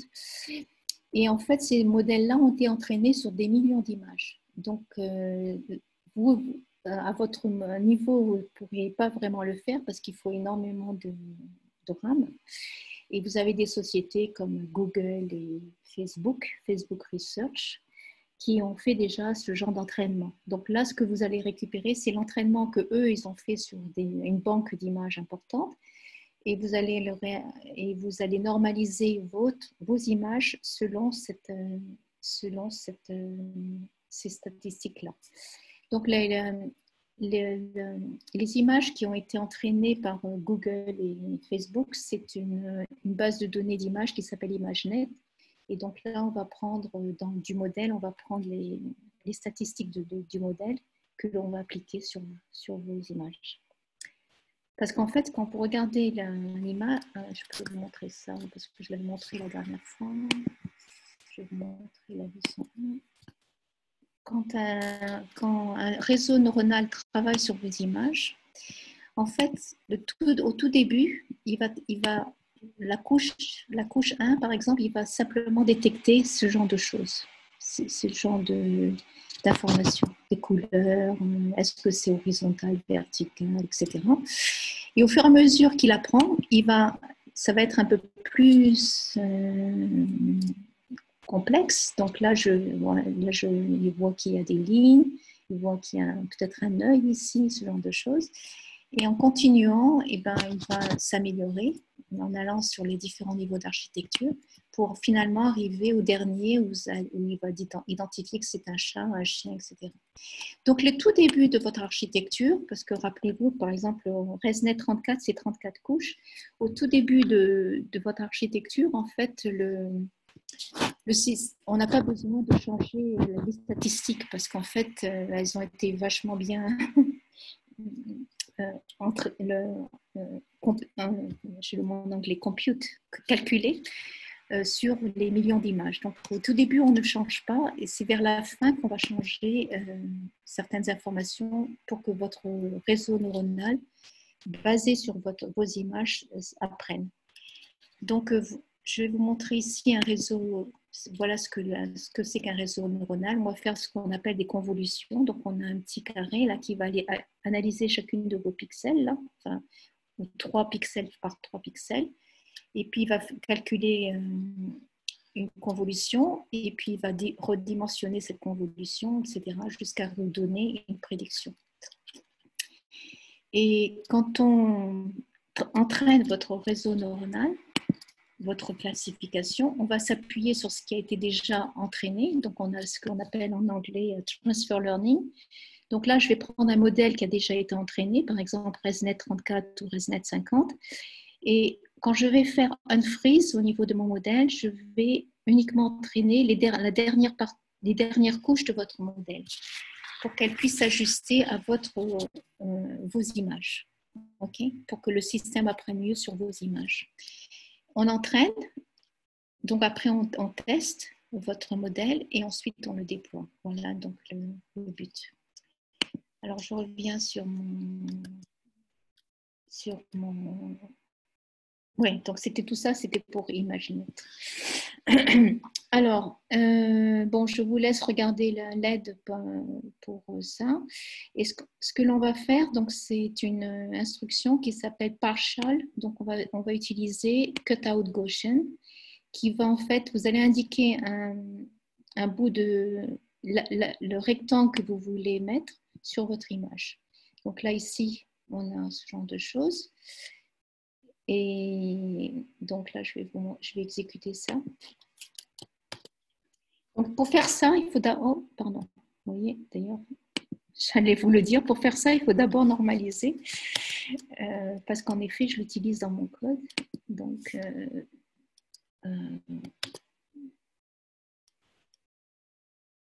OK. Et donc, j'ai ce genre d'information-là qui est fait. OK. Voilà le bout de code de normalisation. Alors maintenant, je vais pouvoir tailler encore quelque chose de plus petit. Je vais essayer voilà, donc là, c'est encore plus petit que là. OK. C'est random, donc ça peut être ici, ça peut être là. Si je réexécute ça, il se peut que ça soit ailleurs. Je ne sais pas, on va voir. Ouais, OK. Ça dépend de... Non, ça dépend de ça, en fait. Ouais, OK. Ben voilà, je voulais vous montrer ça. Random erasing. Donc là, je peux dire, je peux faire quelque chose de random. Donc là, je vais appliquer un random erasing au niveau de ma transformation. Et là, je vais prendre 6 images. Donc, je vais faire ça sur la même image, mais 6 fois. Et donc, vous voyez, vous avez ce genre de random là. Si vous voulez réexécuter une autre fois, faisons-le. Vous aurez d'autres... Alors, ironiquement, c'est une instruction qui est très, très utile en augmentation d'image parce que ça force le système à mieux apprendre sur votre image. Donc, c'est une instruction extrêmement utile. Alors, maintenant, on va mettre tout cela ensemble. Donc, je vais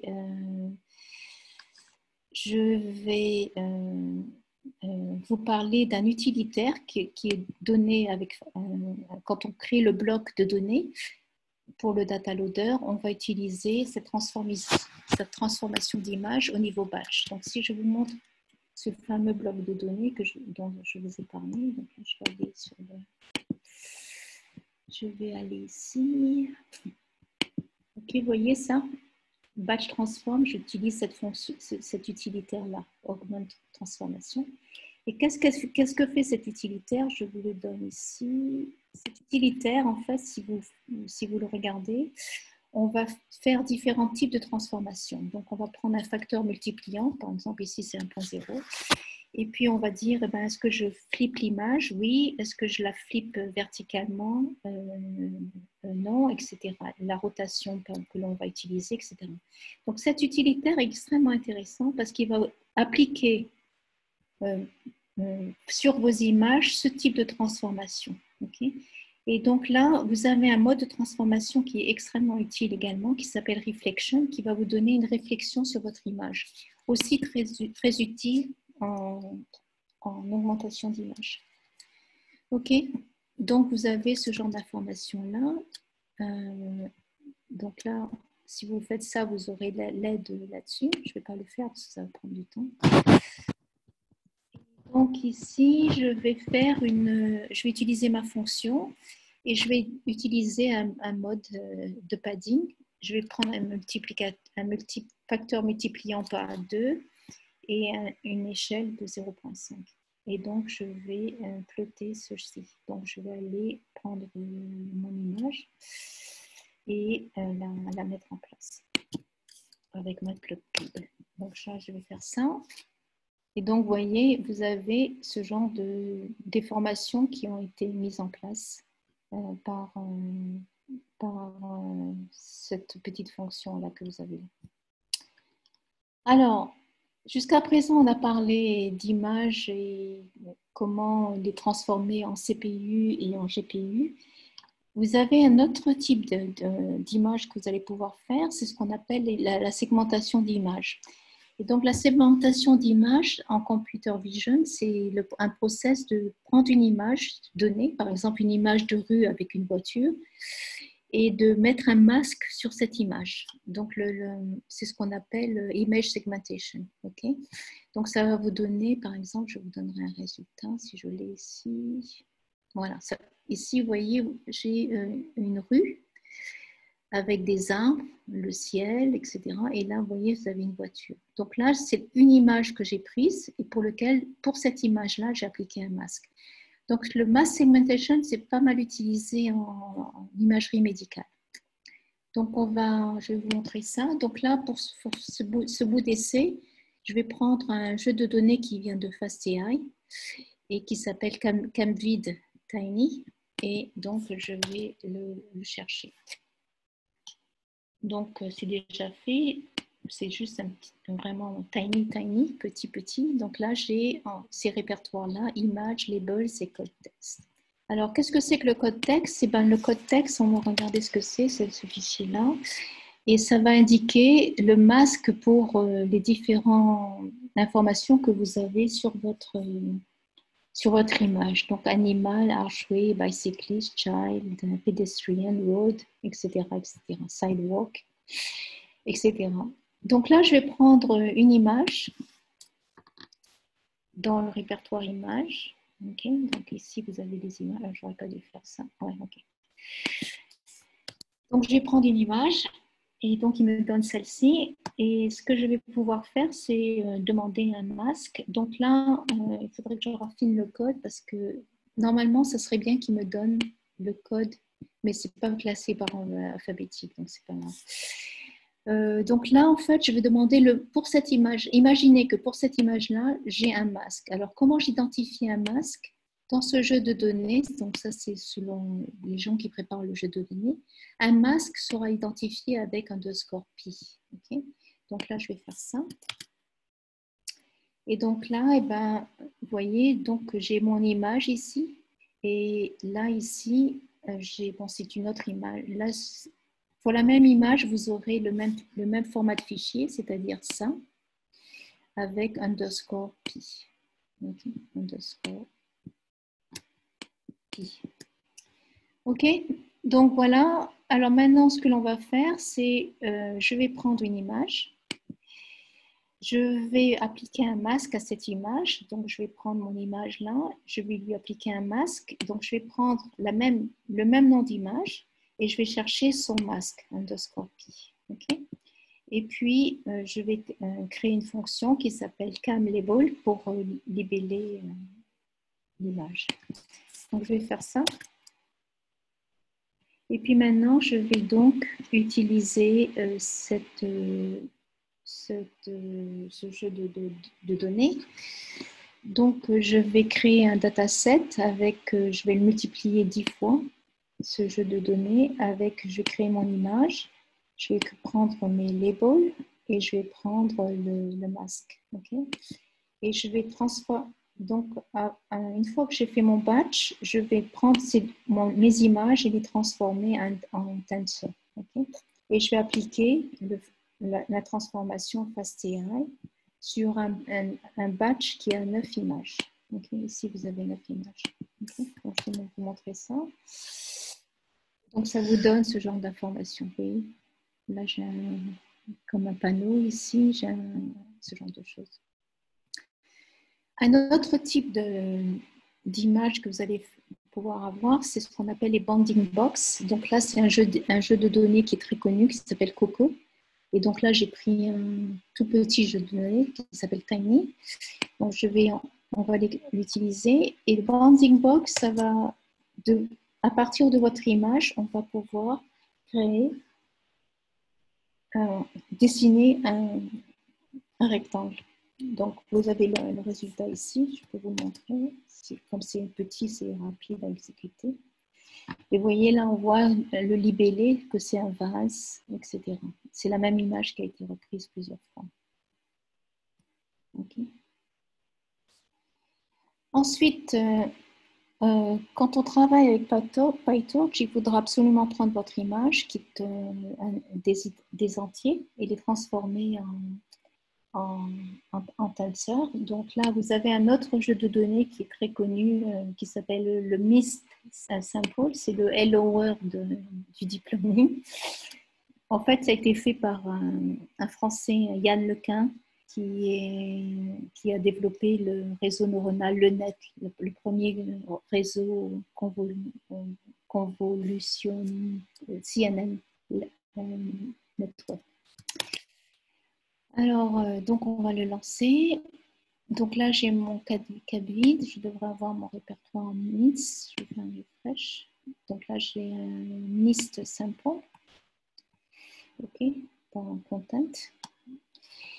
Et donc là, je vais regarder le contenu de ce fichier.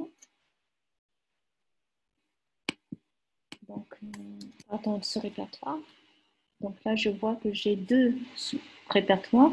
Un répertoire pour l'entraînement avec des images dedans. Donc, j'ai un sous-répertoire 3 et je n'aurais pas de cliquer dessus. Ici, derrière le répertoire 3, j'ai des images de 3, etc. Donc, grosse erreur. Il y a pas mal d'images quand même si c'est un tout petit jeu. Bon, je vais attendre un petit peu.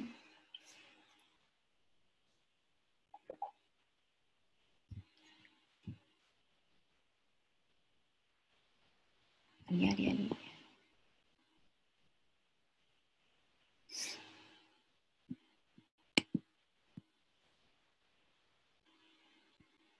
Ok. Ok. Alors, ensuite, ce que je vais pouvoir faire, je vais... Oh, mince, je n'ai pas dû faire ça. Ok, donc là, je vais prendre une image et je vais l'afficher. Oh, pardon, j'ai oublié ceci. Parce que là, j'indique comment j'obtiens mon image. Okay? Donc là, freeze, ça va aller dans le répertoire train et je vais trier ces images. Donc là, je vais refaire ça. Maintenant, si je lance ça, je devrais avoir une image qui est dans ce répertoire 3. Ok, et donc je peux demander au niveau Python quelle est une représentation numérique. Donc là, je peux faire ceci. Et si je vais pouvoir faire la même chose, mais cette fois-ci avec un tensor. Et donc, PyTorch tensor. Et donc là, je vais avoir la même représentation numérique. Okay, 48, 249, 166, etc. Okay. Donc là, 0, 0, ici, ça doit être 48, ce genre de choses.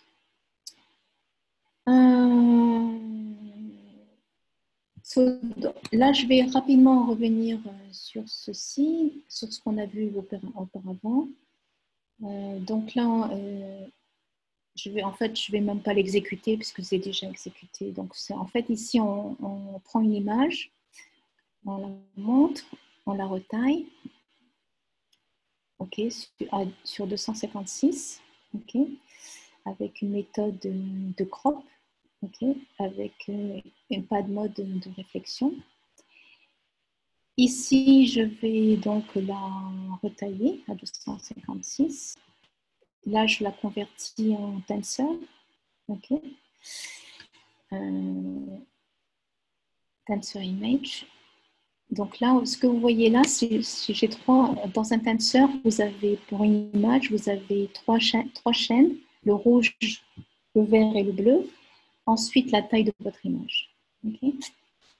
Et là, je peux la mettre dans un batch. Okay. Ça, c'est mon batch. Et donc là, si vous êtes dans ce batch, on va dire, ça, c'est la taille de votre batch. Vous avez demandé 3. Ça, c'est 3 chaînes et la taille de votre image. Okay. Ensuite, je vais pouvoir faire un flip. Donc là, c'est ce qu'on avait vu auparavant avec une probabilité de 0,5. Et donc là, vous avez le flip de votre image, comme ceci et comme ceci. Dihydro, donc on va faire un flip est égal à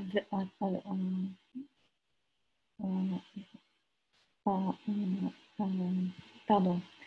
Ici, on fait un flip égal à vrai et un flip vertical égal à faux.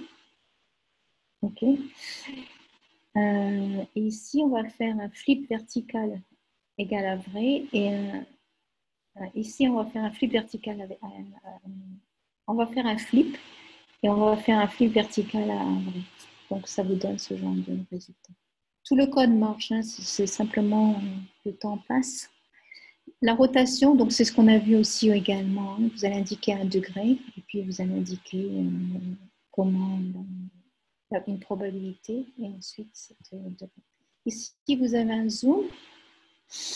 Donc, ici, je vais faire un max zoom de 4.1. Donc là, ça peut être utile pour les images de satellite, par exemple. Si vous voulez, par exemple, zoomer sur quelques informations ou des imageries médicales.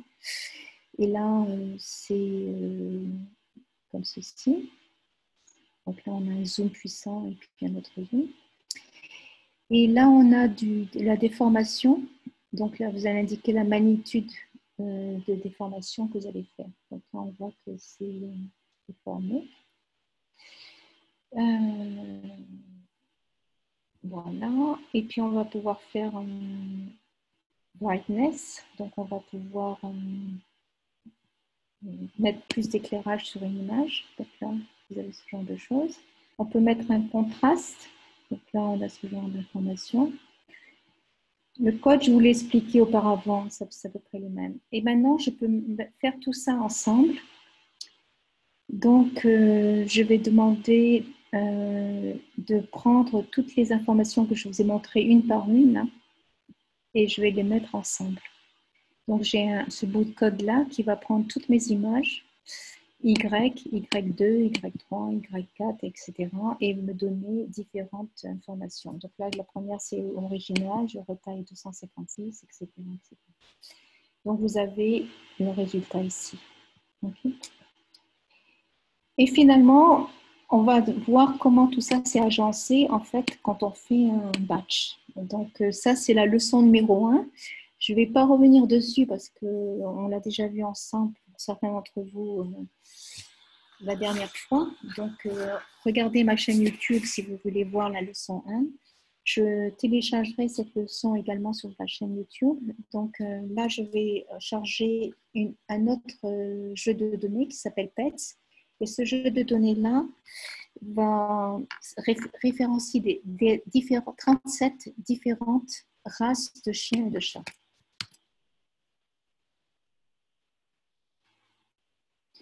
Donc là, je vais l'appeler.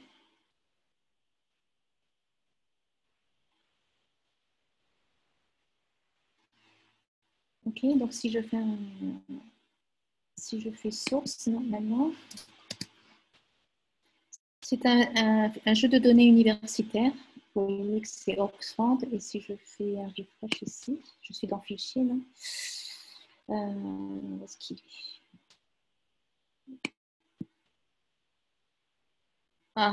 Content Pets. Bon, je ne le vois pas. Content. Bon. C'est marrant parce que quand je fais un refresh. Ah, ok, je vois. C'est là. Ok. Content Pets Oxford. Voilà. Ok. En fait, j'aurais dû simplement dire Pets parce que le répertoire par défaut pour Google Colab, c'est Content. Le répertoire par défaut. Ok, bon, c'est pas grave. Donc, on l'a, c'est bien celui-ci. Et puis, donc là, ce que je vais pouvoir faire, c'est que je vais constituer mon data block. Ok. Donc, mon data block, je l'appelle test de bloc. Et donc, c'est ce que je vous ai montré dans la présentation. Ok. Donc là, je vais utiliser des images. Je vais utiliser des classes. Donc, les classes, c'est les différentes races, les 37 différentes races de chiens et de chats. Ensuite, je vais utiliser un système aléatoire pour randomiser mes images. La randomisation va être prédictible. Donc, je vais mettre un seed égal à 42 pour la randomisation prédictive. Ensuite, je vais utiliser labelliser mes images. Donc là, je vais utiliser une expression regex qui est en Python, ça s'appelle regular expression. Et donc là, je vais donner une expression régulière pour prendre mon fichier JPEG et puis uniquement lui donner que le nom de la race. Donc là, je n'ose pas déployer parce que pour chaque fichier que l'université Oxford nous a donné, on a le nom de la race, bah, vous la voyez ici. Oui. Donc là, ce que vous voyez là, GetWhy, c'est le label que j'ai là. Okay, donc je vais exécuter cette information.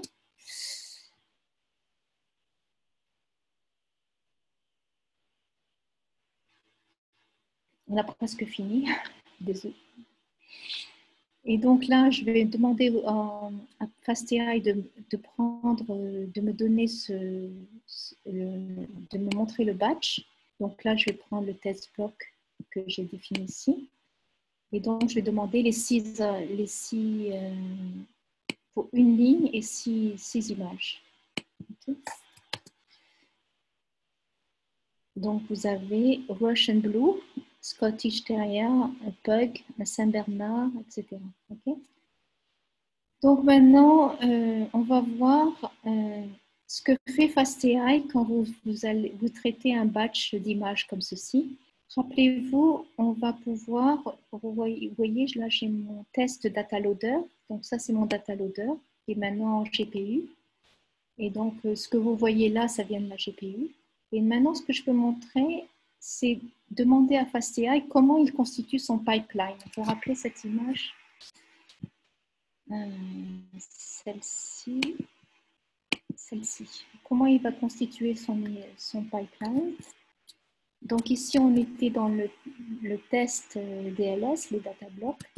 Et là, je vais dire, ben tiens, pour ce data loader, le test de DLS, montre-moi le after item. Qu'est-ce que tu fais quand tu traites des images après, pour chaque image, pour chaque image. Et donc, si je lance ceci, il va me dire, eh ben, je retaille les images à un tensor. Okay, donc, c'est un PyTorch tensor. Et là, je vais dire, ben, qu'est-ce que tu fais après le batch, quand tu commences à traiter un lot de données. Et donc là, il me dit, ben voilà, je vais faire ça. Après, je fais un affine.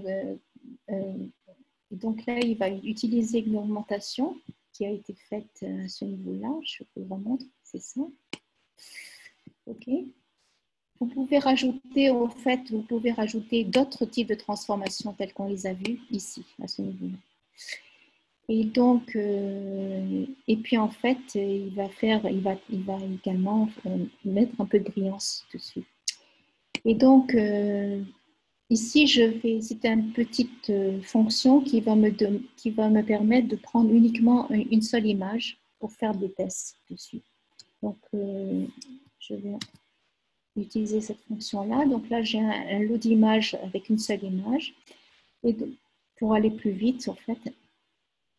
Et donc ici, voilà ma transformation. Okay.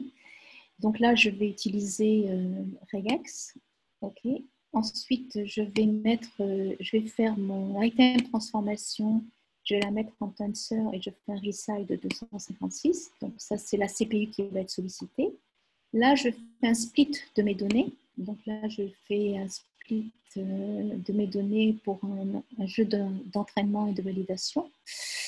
Et puis là, après le batch, after batch, je vais prendre donc mes images, les transforme en float tensor. Je vais mettre la transformation. Et vous voyez ici, j'ai mis une transformation additionnelle, un random resize crop à 256 avec un scaling de 0.9. Okay.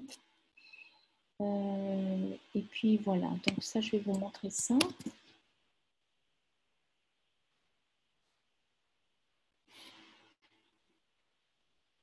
Donc là, je fais des transformations en plus. Donc si je vais sortir le nom. Donc si je fais ceci,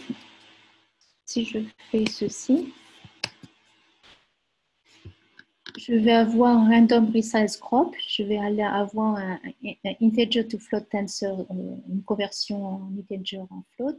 Je vais faire la transformation. Je vais faire un random resize crop, GPU. Okay. Pourquoi GPU? Parce que j'ai fait un random resize et que je suis sur du batch et que pour le batch, il va prendre le GPU. Et enfin, Lighting Transform. Donc là, il a bien pris l'extra transformation que je lui ai donnée ici. OK, donc là, je vais créer un seul batch. Et puis, donc là, je vais pouvoir lancer ce genre de transformation. OK. Et ça va vous donner ce chien. OK. Et puis maintenant, ce que je peux faire, c'est que je peux demander à PyTorch, enfin, non, pardon, pas PyTorch, Colab. J'utilise des commandes magiques. %time, c'est pour chronométrer l'exécution de ce bout de code. Et donc là, ce que je vais faire en transformation, c'est du brightness, du crop pad, du zoom et de la déformation. OK, donc je vais faire ça. OK, donc on voit l'image, elle n'est pas très chouette là. Des fois, je tombe sur des images plus intéressantes, mais bon, c'est pas grave. Et donc là, je vais pouvoir comparer ce que fait FastAI et ce que fait un tensor image. Donc, vous voyez ici, c'est du FastAI, brightness, etc. Et ici, c'est tout simplement une image que j'ai clonée et pour laquelle je vais appliquer ce genre de modification. Et on va voir que FastAI est meilleur en production d'images qu'un tenseur normal PyTorch. Alors, je vais vous montrer la différence. Donc là, on va comparer deux images. Une image FastAI faite par les utilitaires FastAI de transformation d'image et une image PyTorch. OK, donc là, vous voyez que c'est un peu plus clair ici qu'ici. Après, tout dépend de l'image. Des fois, je tombe sur des belles images. Ça dépend de... Vous pourrez le retester à volonté. Donc, l'image FastAI est quand même un peu plus claire. Au niveau des yeux, notamment. On voit que c'est plus clair. Parce que FastAI, c'est l'avantage de FastAI, c'est c'est un organisme de recherche également. Et donc, dans le code, ils vont vous proposer des transformations qui sont régulièrement utilisées par rapport à des articles de recherche, etc. Donc, l'avantage, c'est qu'on bénéficie de leur recherche dans le code aussi. Donc là, qu'est-ce que j'ai ici? Là, on va utiliser plusieurs transformations. Donc là, vous voyez, j'ai une transformation extra. Et donc là, je vais faire tout ceci. Et après le batch, je vais appliquer la transformation standard de FastAI. Et pour cette transformation de FastAI, je vais faire, si vous regardez le code de ce augment transform, doFlip, c'est égal à true. Et là, je le mets à false. Je peux vous montrer ça d'ailleurs ici. Je l'ai ici, je crois. Vous voyez, doFlip, c'est égal à true. Et là, je le mets à false. Okay. Flip vertical false, max rotate, etc. Donc, je vais exécuter ce bout de code. Et donc, si je montre le batch ici, sur 6 images, et je retrouve donc l'image, c'est Great Pyrenees, et vous voyez là, on utilise comment ça s'appelle déjà, j'ai oublié, le Gaussian, bon, quand on rajoute un random là, j'ai oublié le nom déjà. Mais bon, on applique ce genre de transformation. Donc ça, c'est dans Augment Transform, parce que si vous regardez les transformations additionnelles, non, pardon, c'est dans les transformations additionnelles en random erasing. Donc c'est ce qu'on a fait là. C'est ce qui a été appliqué en tous les cas. Et donc là, je peux voir ce qui a été fait après le batch. Et donc là, vous avez random resize crop pad. Vous voyez exactement ce que FastAI a traité sur votre image. Donc là, c'est after batch. Et là, c'est la même instruction ici. Donc, je pourrais la supprimer d'ailleurs, puisque c'est le même résultat. Voilà, j'ai terminé. Désolée, est-ce que vous avez des questions? Donc, vous pouvez vous mettre en chat si ça vous dit.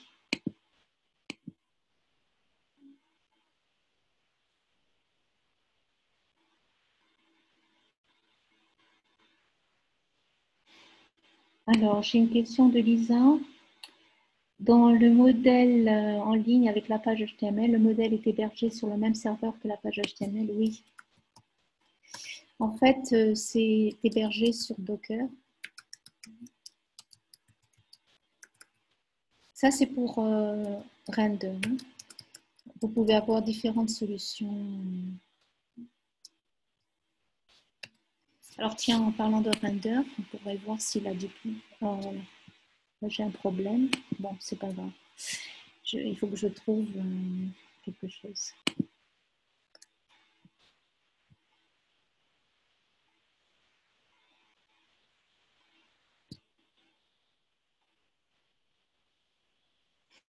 Est-ce que vous avez des questions? D'autres questions? Sinon, on peut s'arrêter là. Donc, de nouveau, je vais vous donner le lien. Je vais vous donner le lien. Vous avez le lien pour mon répertoire GitHub. OK. Donc, c'est celui-ci. Mon répertoire GitHub. Donc là, vous avez les notebooks. Donc, on a vu 2 notebooks aujourd'hui. La vision par ordinateur avec Data Augmentation. Et puis là, c'est le déploiement que vous pouvez faire avec un notebook Jupyter. Le render, j'ai un petit problème, je sais, il faudra que je le fixe. C'est au niveau de la prédiction. C'est-à-dire que si je regarde mes services, ici, je vais vous montrer ça. Ça, c'est l'image classifiée que j'ai vue aujourd'hui. Donc là, je peux l'appeler sans problème. OK, je vais sélectionner une image. Je prends Black Bear, par exemple. Et puis, quand je clique Analyse, j'aurai un problème. OK, et le problème, il va vous le dire au niveau de la log. OK. Et donc, il y a un problème d'IO, en fait. Il faudra que je regarde pourquoi. Et en fait, ce qu'il va aller lire, il va aller lire le serveur .py, le serveur .py que vous avez ici, dans le deployment notebook.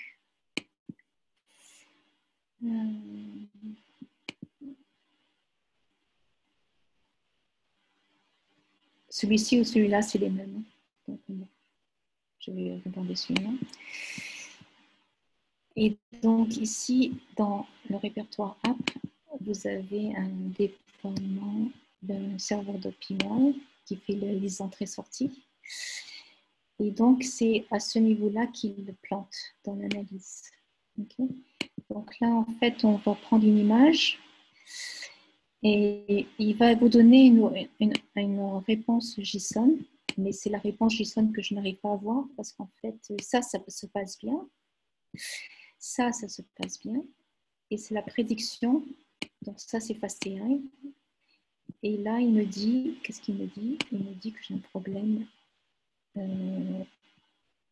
FastAI Vision Core Pile Image, IO Bytes. Donc là, il faut que je corrige. Je vais corriger ça. C'est un petit problème. Et puis, voilà. Avez-vous des questions? Non?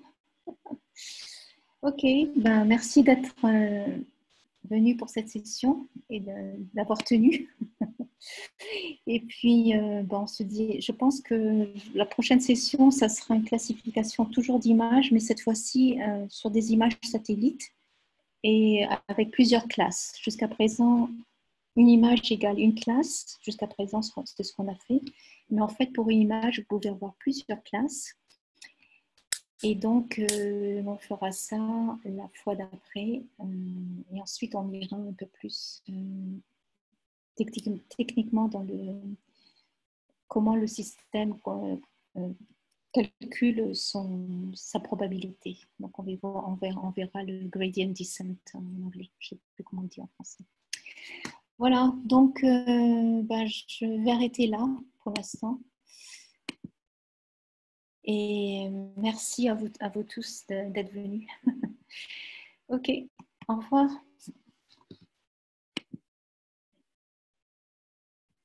Au revoir.